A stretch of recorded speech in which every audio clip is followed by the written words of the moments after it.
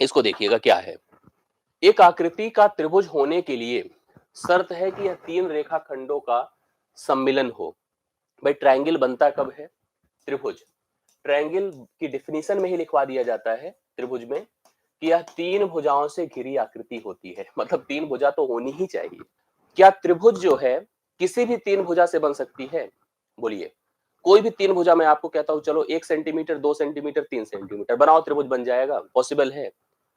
पहली स्टेटमेंट जैसे इसने हमसे कहा है कि आकृति का त्रिभुज होने के लिए शर्त यह है कि तीन रेखाखंडों का सम्मिलन। बात तो सत्य है, जरूरी है। आपको तीन भुजाएं चाहिए तभी आप त्रिभुज का निर्माण कर सकते हैं, कंपलसरी है। बट क्या किसी भी त्रिभुज किसी भी तीन भुजाओं से त्रिभुज बन सकता है? नहीं, क्योंकि त्रिभुज की बनने की स्थिति होती है।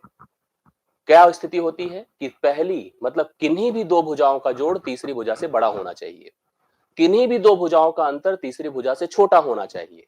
अगर मैं आपसे कह दूं कि 1 सेंटीमीटर 2 सेंटीमीटर 3 सेंटीमीटर की रेखा ले लो और यूज करो और बनाओ एक ट्रायंगल, पॉसिबल नहीं है, क्योंकि एक और दो जुड़कर तीन होगा जो तीसरी भुजा के बराबर है, ना कि उसके बड़ा है।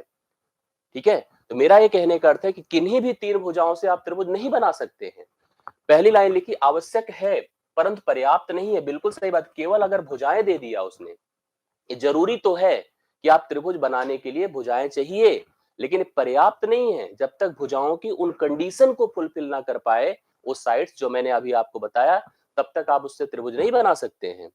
ये जो पहली लाइन है एकदम परफेक्ट लग रही मुझे। आवश्यक है लेकिन पर्याप्त शर्त नहीं है कि आपको तीन भुजा दे दिया और आप त्रिभुज का निर्माण कर सकोगे।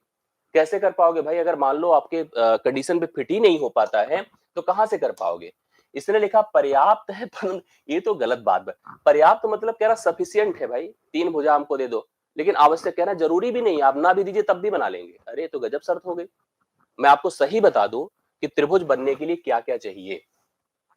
पहली चीज तो त्रिभुज बनने के लिए तीन भुजा और तीन कोण चाहिए, लेकिन उनके लिए भी मतलब जरूरी नहीं कि आप सभी भुजाएं सभी कोण दिए हैं तभी त्रिभुज बना सकते हैं। आप तीन भुजाओं से त्रिभुज बना सकते हैं। ध्यान सुनिएगा, साइड साइड साइड, एक भुजा साइड एंगल साइड से त्रिभुज, मतलब दो भुजा एक कोण से त्रिभुज बना सकते हैं। दो भुजा एक कोण से त्रिभुज बना सकते हैं। एक दो कोण एक भुजा से त्रिभुज बना सकते हैं। दो कोण एक भुजा से त्रिभुज बना सकते हैं। कोई अगर आपको तीन कोण दे दे तो कभी त्रिभुज नहीं बना सकते हैं।